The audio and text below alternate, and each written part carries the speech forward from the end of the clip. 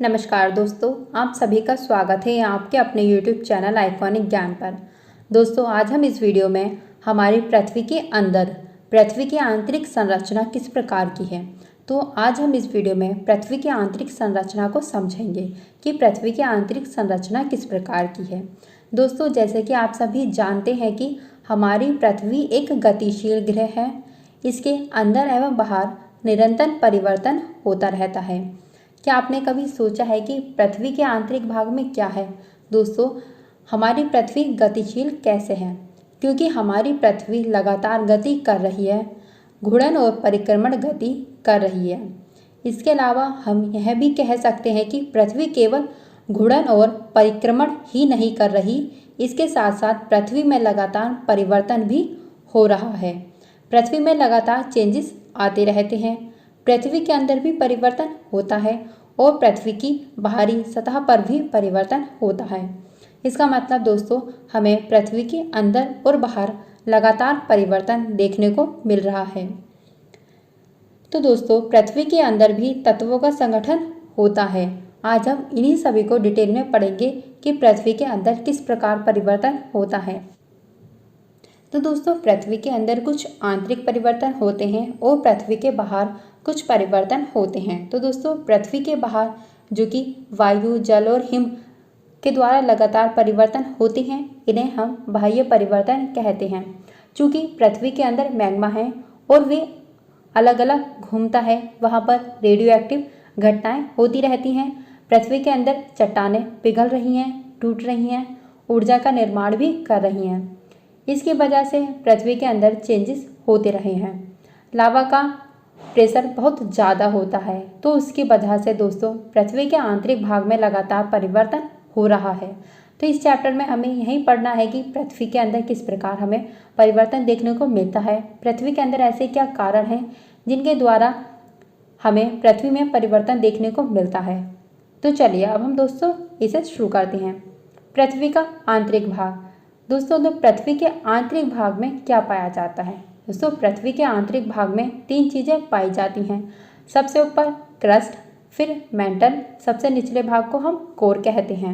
इनके बारे में हम पहले भी पढ़ चुके हैं, लेकिन इस चैप्टर में हमें इन सभी को अच्छे से डिटेल में समझाया गया है। तो अब हम इन्हीं को अच्छे तरीके से समझेंगे। तो दोस्तों, एक प्याज की तरह पृथ्वी भी एक के ऊपर एक सकेंद्री परतों से बनी है। पृथ्वी की सतह की सबसे ऊपरी परत को परपटी कहते हैं। यह सबसे पतली परत होती है। यह महाद्वीपीय संहति में 35 किलोमीटर एवं समुद्री सतह में केवल 5 किलोमीटर तक है।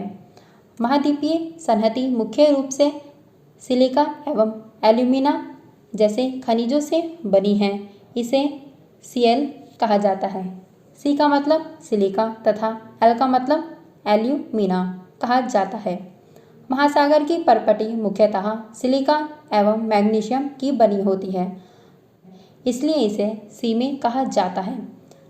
सी से सिलिका, में से मैग्नीशियम कहा जाता है। तो दोस्तों, ये हमें क्रस्ट के बारे में बताया गया, मतलब भूपरपटी के बारे में बताया गया। दोस्तों, पहले हम इसे पढ़ लेते हैं, फिर हम इसे अच्छे तरीके से समझेंगे।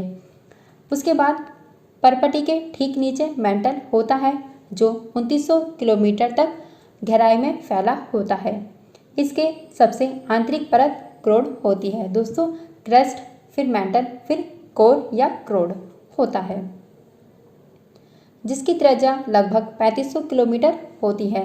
यह मुख्यतः निकल एवं लोहे की बनी होती है। मतलब जो यहाँ पर क्रोड है वह निकिल और लोहे का बना होता है तथा इसे निफे कहा जाता है। नि का मतलब निकिल तथा फे का मतलब फेरस कहते हैं। केंद्रीय कोर का तापमान एवं दाब काफ़ी उच्च होता है। तो दोस्तों, आप यहाँ पर समझ गए, हमने यहाँ पर पढ़ा इन सभी के बारे में। तो चलिए अब हम इन्हें डिटेल में समझने की कोशिश करते हैं। तो दोस्तों, जैसे कि आपको पता है कि हमने पृथ्वी की आंतरिक संरचना को 3 भागों में बांटा है। परपटी, इसका मतलब क्रस्ट, मेंटल, फिर क्रोड। तो दोस्तों, यह पृथ्वी की 3 आंतरिक संरचना है, क्रस्ट, मेंटल और कोर।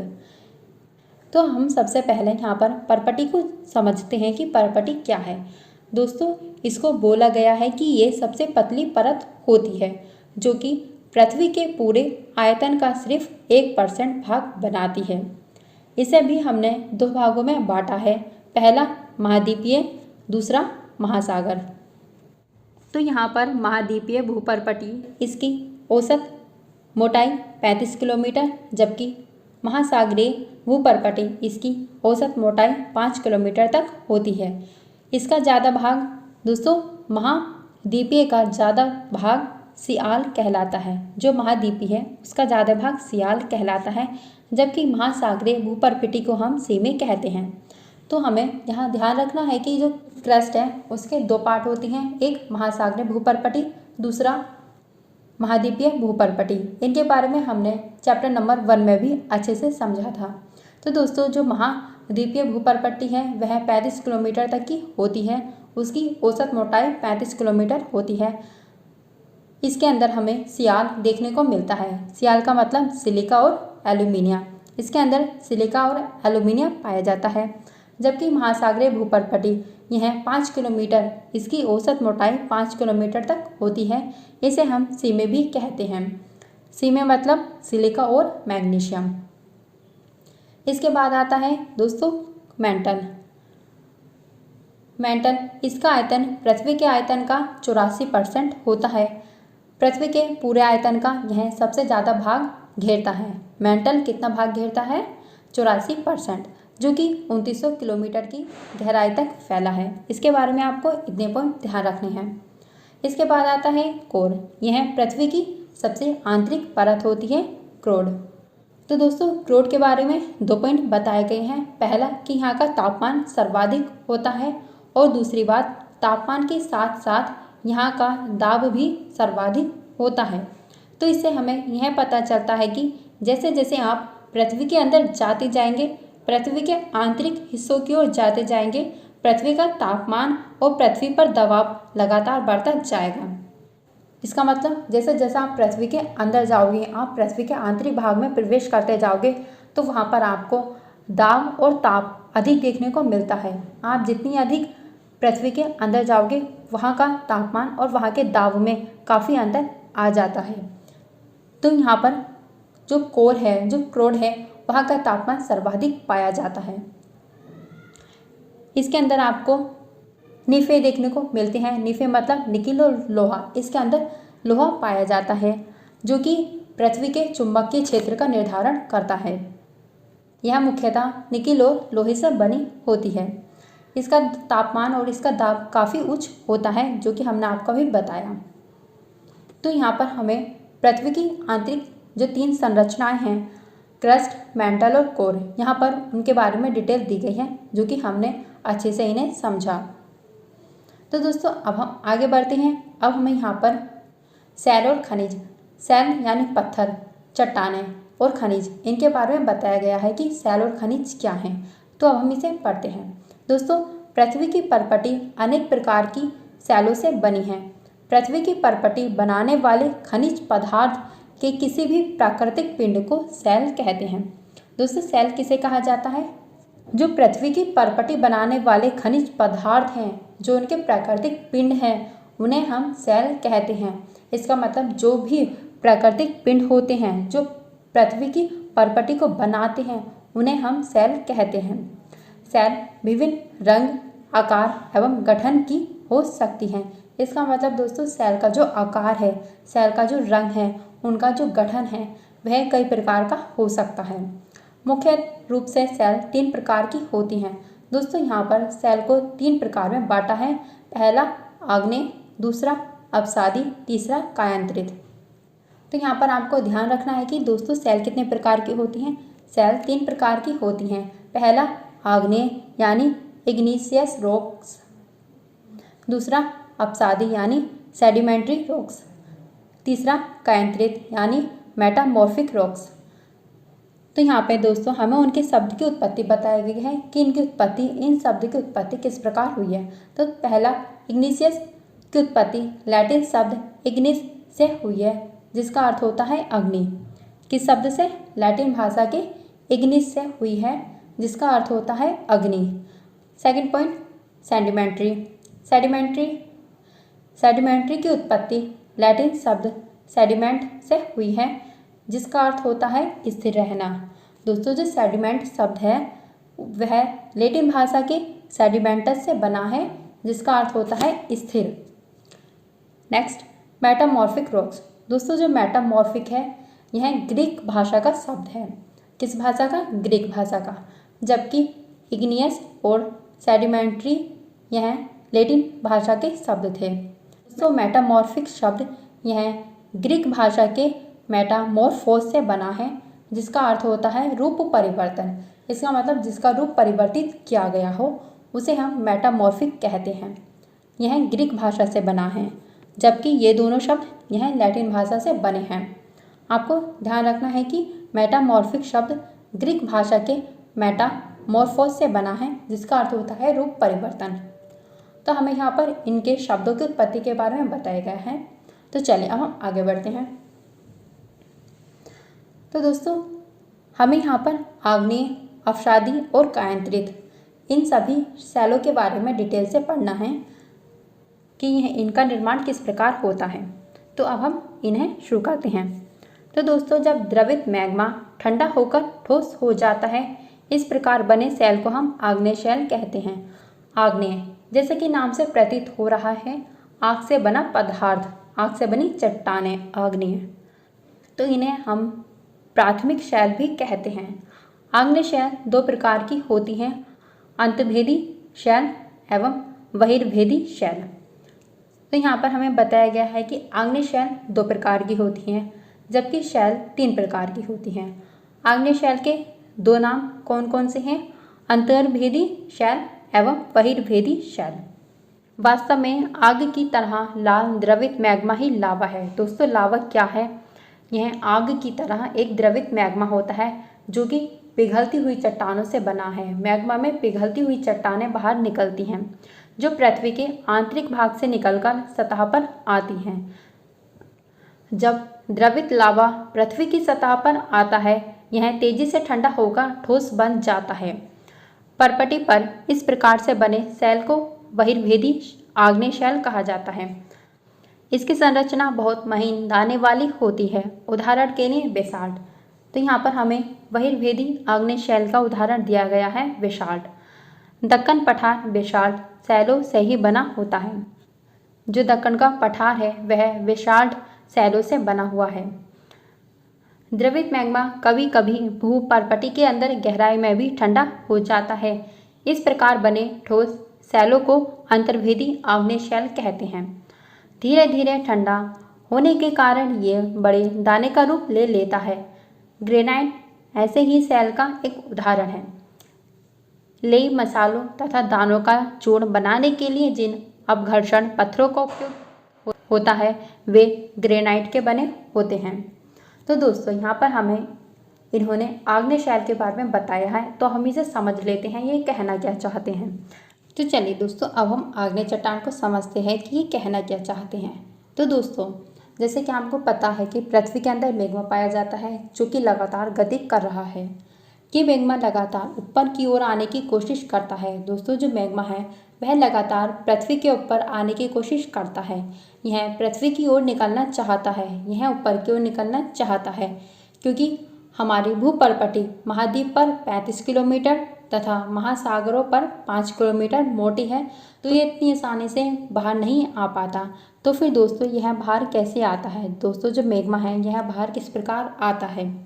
तो होता यह है कि कहीं कहीं कुछ स्थान ऐसे होते हैं कि वो थोड़े कमज़ोर होते हैं, तो मैग्मा उन्हीं स्थानों के सहारे ऊपर आने की कोशिश करता है। तो दोस्तों, जो ये मैग्मा है फिर ये उन्हीं स्थानों से बाहर निकलने की कोशिश करता है। यह पृथ्वी के ऊपर आना चाहता है। तो जब ये बाहर आएगा तो यहाँ पर ये जमा हो जाएगा, क्योंकि बाहर की उसे हवा लगेगी। तो इस प्रकार यह मैग्मा जो है इन्हीं स्थानों पर जमा हो जाएगा और फिर ठंडा होकर यह एक चट्टान का रूप ले लेता है।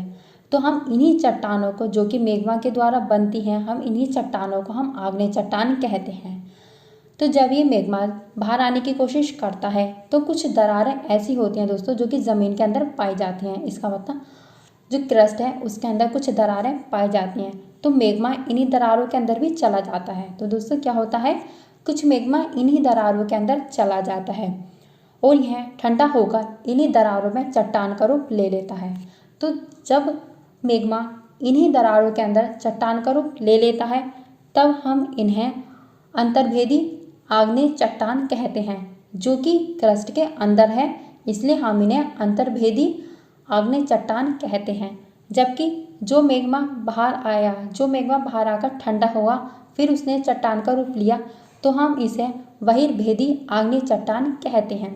तो अब आप यहाँ पर समझ गए कि है अंतर्भेदी आग्नेय चट्टान और बहिर्भेदी आग्नेय चट्टान का निर्माण किस प्रकार हुआ। अब हम आगे बढ़ते हैं। आपको एक पॉइंट और याद रखना है, जो अंतर्भेदी चट्टान है यह बड़े दानों का रूप लेती हैं, जबकि बहिर्भेदी चट्टानें यह पतले महीन दानों वाली होती हैं।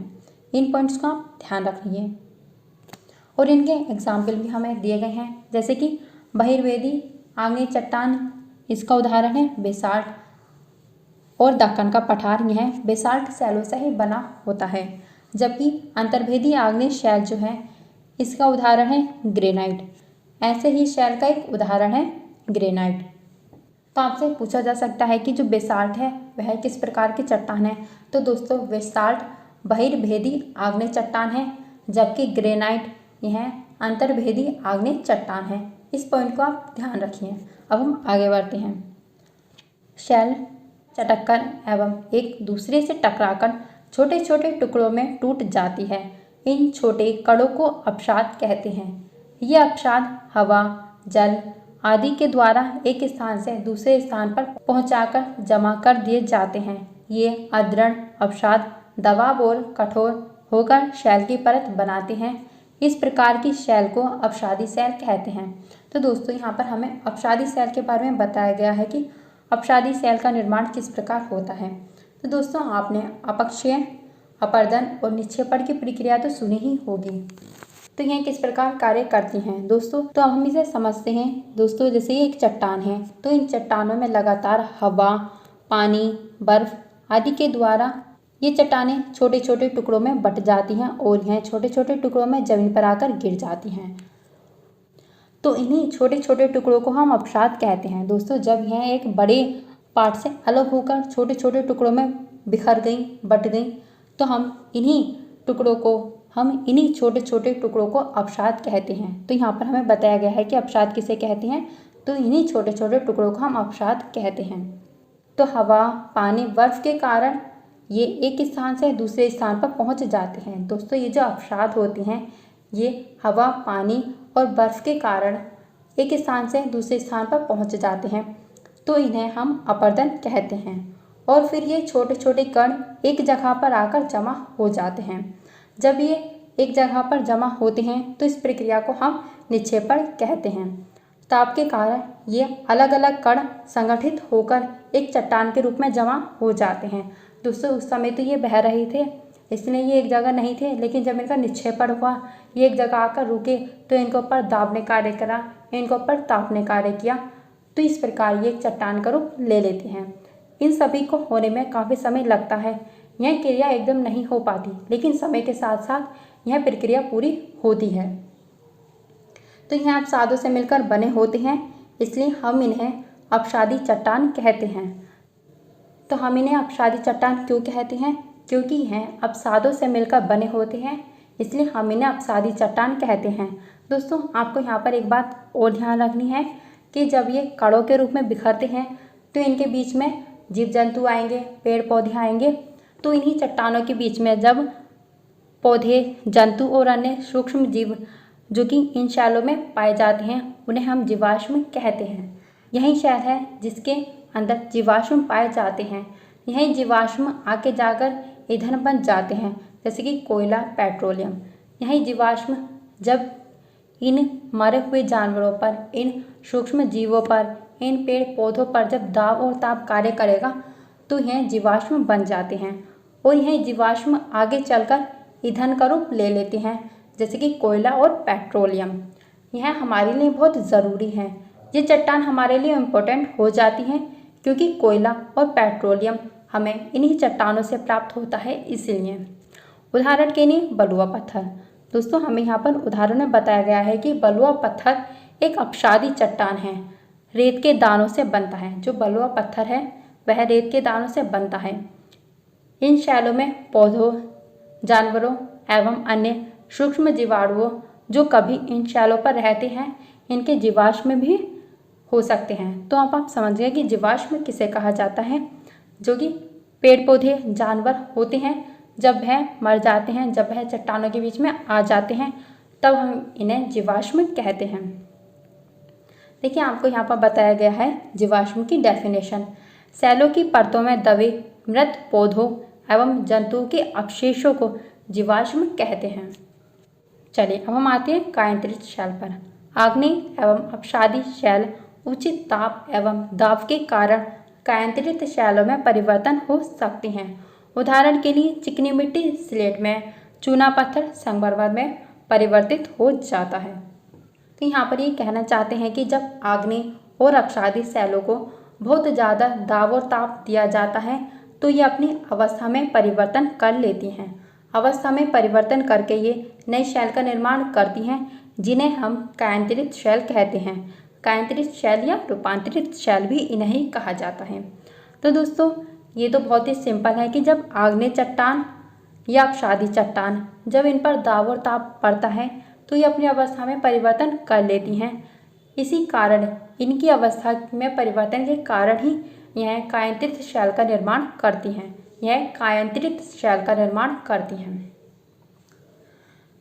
तो आपको यहाँ पर एक पॉइंट ध्यान रखना है कि आग्नेय चट्टान अपसादी चट्टान में परिवर्तन होकर फिर कायांतरित चट्टान का रूप ले सकती है, या फिर आग्नेय चट्टान सीधे ही कायांतरित चट्टान में परिवर्तित हो सकती है और अपसादी चट्टान सीधे ही कायांतरित चट्टान में परिवर्तित हो सकती है।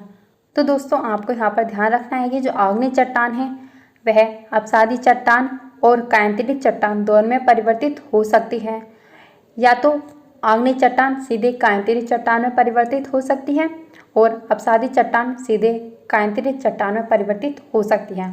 मतलब ये किसी भी प्रकार, किसी भी रूप में कायांतरित चट्टान में परिवर्तित हो सकती है। आग्नेय से अपसादी फिर कायांतरित, या आग्नेय सीधे कायांतरित में या अपसादी सीधे कायांतरित चट्टान में परिवर्तित हो सकती है। उदाहरण के लिए चिकनी मिट्टी स्लेट में परिवर्तित होती है और चूना पत्थर यह संगमरमर में परिवर्तित होता है। तो यहाँ पर हमने इन तीनों चट्टानों के बारे में पढ़ा, आग्नेय चट्टान, अपसादी चट्टान और कायांतरित चट्टान। हमने इनकी डिटेल को भी पढ़ा। तो यहाँ पर आप समझ गए कि इन चट्टानों का निर्माण किस प्रकार होता है। चलिए, अब हम आगे बढ़ते हैं। देखिए दोस्तों, आपको यहाँ पर कुछ चित्र दिए गए हैं, जैसे कि लाल किला लाल बलुआ पत्थर से बना है। बलुआ पत्थर मतलब यह एक अपसादी चट्टान है, जबकि ताजमहल सफ़ेद संगमरमर से बना है। सफ़ेद संगमरमर का मतलब यह एक कायांतरित चट्टान से बना है। तो इन पॉइंट्स को आपको ध्यान रखना होता है कि बलुआ पत्थर किस प्रकार का पत्थर है, यह अपसादी चट्टान का पत्थर है, जबकि संगमरमर यह कायांतरित शैल का पत्थर है। तो चलिए, अब हम आगे बढ़ते हैं। देखिए दोस्तों, यहाँ पर हमें शैल चक्र बताया गया है कि शैल चक्र क्या होता है। तो शैल चक्रीय तरीके से एक दूसरे में परिवर्तित हो जाते हैं। जब सेल एक चक्रीय तरीके से एक दूसरे में परिवर्तित हो जाते हैं, तब एक नए सेल से दूसरे सेल में परिवर्तित होने की प्रक्रिया को शैल चक्र कहते हैं। आप जानते हैं कि द्रवित मैग्मा ठंडा होकर ठोस आग्नेय सेल बन जाता है। ये आग्नेय सेल छोटे छोटे टुकड़ों में टूटकर एक स्थान से दूसरे स्थान पर स्थानांतरित होकर अपसादी सेल का निर्माण करते हैं। ताप एवं दाब के कारण ये आग्नेय एवं अपसादी सेल कायांतरित सेल में बदल जाते हैं। अधिक ताप एवं दाब के कारण कायांतरित सेल पुनः पिघलकर द्रवित मैग्मा बन जाती है। जब द्रवित मैग्मा पुनः ठंडा होकर ठोस आग्नेय सेल में परिवर्तित हो जाता है। तो देखिए दोस्तों, यहाँ पर किस प्रकार शैल चक्र का निर्माण होता है। तो यहाँ पर हमें बताया गया है कि जब मैग्मा बाहर आता है तो यह आग्नेय सेल में परिवर्तित हो जाता है। फिर आग्नेय सेल से कुछ अपसाद आग्नेय सेल टूट टूट कर छोटे छोटे कणों में परिवर्तित हो जाता है, जिसे हम अपसाद कहते हैं। इन्हीं अपसादों के द्वारा अपसादी सेल का निर्माण होता है। फिर अपसादी सेल में दाब और ताप के कारण जो परिवर्तन होता है, फिर यह कायांतरित शैल में परिवर्तित होती है। तो कायांतरित शैल यह फिर पृथ्वी के अंदर चली जाती है, फिर यह लावा के रूप में बाहर आती है। तो इस प्रकार यह चक्र लगातार चलता रहता है। हमने देखा कि आग्नेय शैल सीधे कायांतरित शैल में भी परिवर्तित हो सकती है, मतलब एक दूसरे का चक्र, इन सभी के मध्य एक चक्र पाया जाता है। जैसे कि मैग्मा से आग्नेय शैल, फिर अपसाद, फिर अपसादी शैल, फिर कायांतरित, फिर मैग्मा से वापस आग्नेय शैल। तो इस प्रकार हमें यहाँ पर एक चक्र देखने को मिलता है। तो इसी चक्र को हम शैल चक्र कहते हैं। शैल विभिन्न खनिजों से बनी होती हैं। खनिज प्राकृतिक रूप में पाए जाने वाले पदार्थ हैं। दोस्तों यहाँ पर हमें खनिज की डेफिनेशन दी गई है। खनिज क्या हैं? खनिज प्राकृतिक रूप में पाए जाने वाले पदार्थ हैं। इसे आप याद रखें कि खनिज प्राकृतिक रूप में पाए जाने वाले पदार्थ हैं जिनका निश्चित भौतिक गुणधर्म एवं निश्चित रासायनिक मिश्रण होता है। जिनका निश्चित भौतिक गुणधर्म एवं निश्चित रासायनिक मिश्रण होता है। जो भी प्राकृतिक वस्तु है वह एक निश्चित भौतिक अनुपात में और निश्चित रासायनिक मिश्रण के रूप में होती है, तो हम उसे खनिज कहते हैं। खनिज मानव जाति के लिए बहुत महत्वपूर्ण है। कुछ का उपयोग ईंधन की तरह होता है, जैसे कोयला और प्राकृतिक गैस एवं पेट्रोलियम। इनका प्रयोग उद्योगों, औषधि एवं उर्वरक में होता है, जैसे लोहा, एल्युमिनियम, सोना, यूरेनियम आदि। तो दोस्तों इन सभी खनिजों का हम दिन प्रतिदिन यूज़ कर रहे हैं और इन सभी खनिजों का दिन प्रतिदिन प्रयोग भी बढ़ता जा रहा है, इसलिए मानव खनिजों पर काफ़ी निर्भर है। तो दोस्तों मानव दिन प्रतिदिन खनिजों का इस्तेमाल करता है और खनिजों का प्रयोग दिन प्रतिदिन बढ़ता भी जा रहा है। तो खनिज हमारे जीवन के लिए बहुत ही महत्वपूर्ण है। हमने इस चैप्टर में पृथ्वी की आंतरिक संरचना को समझा, सेल के बारे में जाना, खनिजों के बारे में जाना। तो दोस्तों आज का चैप्टर यहीं पर पूरा होता है। आपको यह वीडियो कैसी लगी आप हमें कमेंट करके ज़रूर बताइए और इस वीडियो को अपने दोस्तों के साथ शेयर करें, लाइक करें और चैनल को सब्सक्राइब करें, जिससे कि आपको नोटिफिकेशन समय पर मिलते रहें। धन्यवाद।